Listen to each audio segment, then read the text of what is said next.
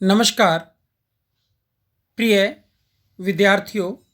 आज हम स्वामी विवेकानंद के राजनीतिक विचारों का अध्ययन करेंगे। जैसा कि हम सभी जानते हैं, अब यूथ वीक चल रहा है। 12 जनवरी को स्वामी विवेकानंद का जन्म दिवस था। उस महान आत्मा का जिन्होंने पूरी दुनिया में भारत देश के वैभव का शंखनाद किया। उनकी एक कोटेशन को मैं आपके सामने रखना चाहता हूँ। उन्होंने कहा, मेरे वीर हृदय युवकों, विश्वास रखो कि तुम सबका जन्म अनेक महान कार्य करने के लिए हुआ है। कुत्तों के भौंकने से मत डरो, स्वर्ग के वज्र से भी मत डरो। उठकर खड़े हो जाओ और कार्य में लगे रहो। यह प्रेरणा थी विश्व विजेता युवाओं की प्रेरणा, योद्धा सन्यासी स्वामी विवेकानंद, जिन्होंने मात्र 39 वर्ष की आयु में ही बहुत बड़े बड़े कारनामे कर दिखाए, जिस पे भारत को पूरा फख्र है। आइए हम सभी जानते हैं स्वामी विवेकानंद के राजनीतिक विचारों को। स्वामी विवेकानंद प्लेटो, अरस्तु या मार्क्स की भांति कोई राजनीतिक चिंतक नहीं थे और ना ही उन्होंने किन्हीं राजनीतिक सिद्धांतों को विकसित किया, लेकिन यत्र तत्र अपने भाषणों में और अपनी रचनाओं में उन्होंने जो विचार व्यक्त किए, वे यह प्रस्थापित करते हैं कि वे भारतीय राष्ट्रवाद के एक धार्मिक सिद्धांत की नींव, जिसे आध्यात्मिक राष्ट्रवाद कहा जाता है, का निर्माण करना चाहते थे। गांधी जी की भांति ही राजनीति के आध्यात्मिकरण और उसके जन कल्याणक स्वरूप की आकांक्षा उनकी थी। राजनीति में उनका कोई विश्वास नहीं था और ना ही उन्होंने किन्हीं राजनीतिक क्रियाकलापों में कभी कोई भाग लिया। उन्होंने स्वयं ही कहा था कि मैं न राजनीतिज्ञ हूँ, न राजनीतिक आंदोलनकारी, मैं केवल आत्म तत्व की चिंता करता हूँ। जब यह ठीक होगा तो सब काम अपने आप ठीक हो जाएंगे। फिर भी उनके भाषणों एवं विचारों में राजनीति का जो दर्शन मिलता है, वह उन्हें पश्चिम के व्यावसायिक राजनीतिक चिंतकों से कहीं आगे ले जाता है। भारतीय राजनीतिक चिंतन में उनका एक महत्वपूर्ण स्थान है, जिसके दो कारण हैं। नंबर एक, उनकी शिक्षाओं एवं व्यक्तित्व का बंगाल में राष्ट्रवादी आंदोलन पर बहुत गहरा प्रभाव पड़ा। अनेक राष्ट्रवादियों एवं आतंकवादियों ने उनकी सन्यासी का गीत कविता से स्वतंत्रता के मूल्य तथा पवित्रता का पाठ सीखा। दूसरी बात, भारतीय समाज के विकास के संबंध में नए विचार प्रस्थापित किए। उन्होंने भारत देश की जनता को जगाने का प्रयास किया कि हमारा धर्म रसोई घर के चारों ओर लिपटा हुआ नहीं है, हमें मानवता के साथ प्यार करना है।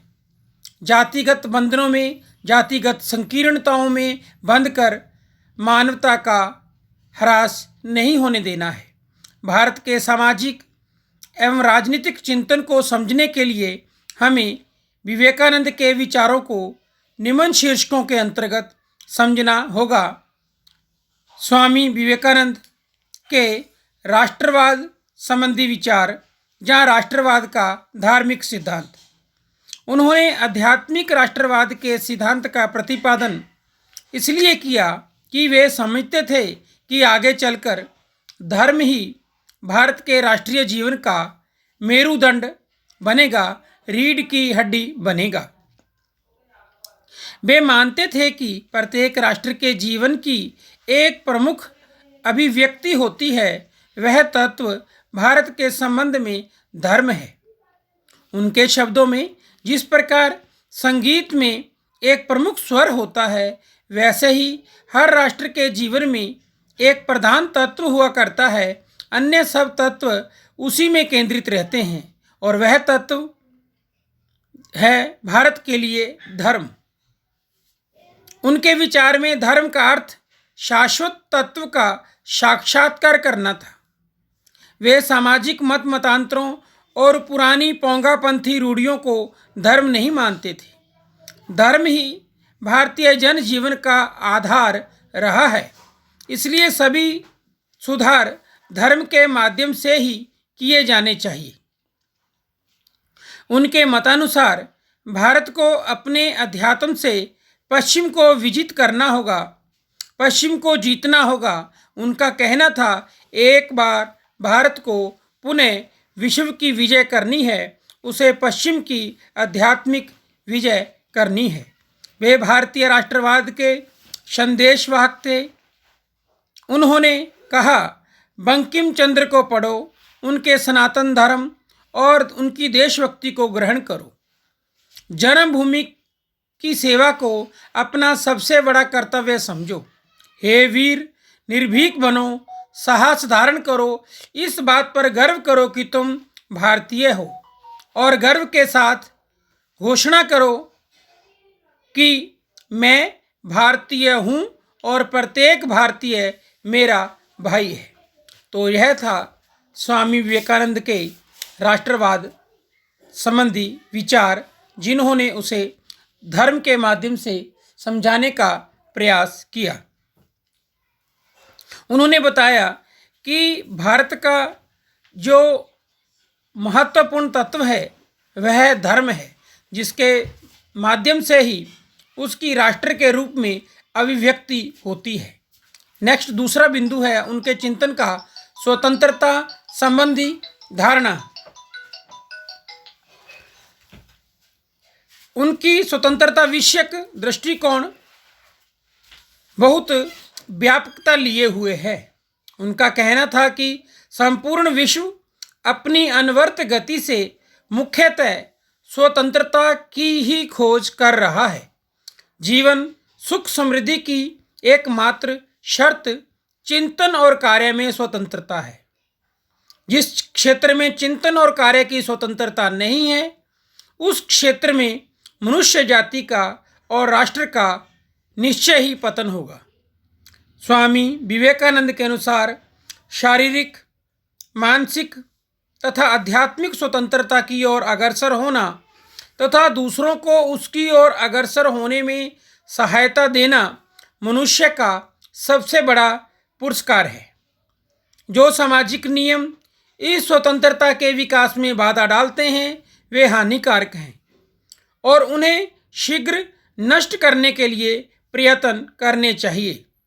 उन संस्थाओं को प्रोत्साहन दिया जाना चाहिए जिनके द्वारा मनुष्य स्वतंत्रता के मार्ग पर आगे बढ़ता है।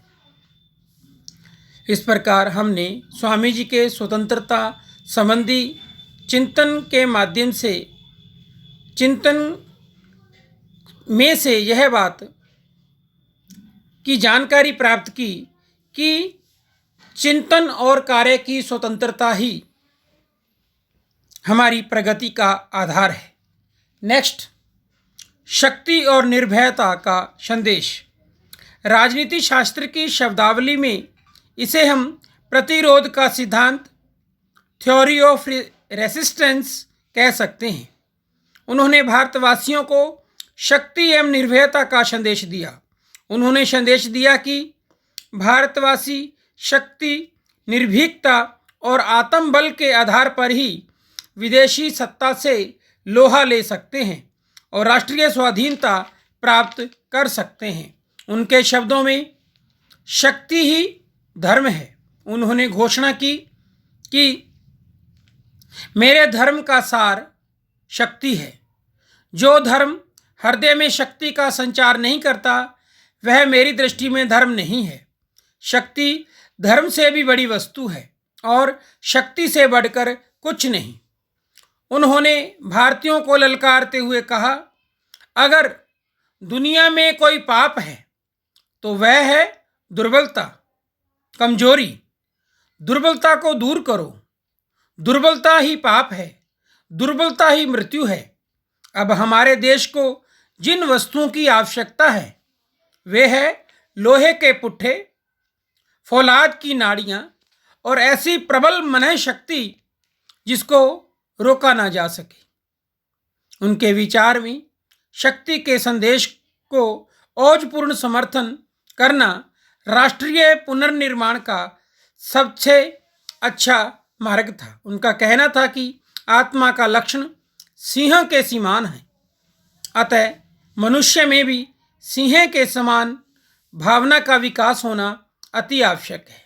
तो इस प्रकार स्वामी जी के शक्ति और निर्भयता के संदेश के माध्यम से हमें यह ज्ञात हुआ कि शक्ति के संदेश का समर्थन करना ही राष्ट्र निर्माण का सबसे बड़ा आधार है।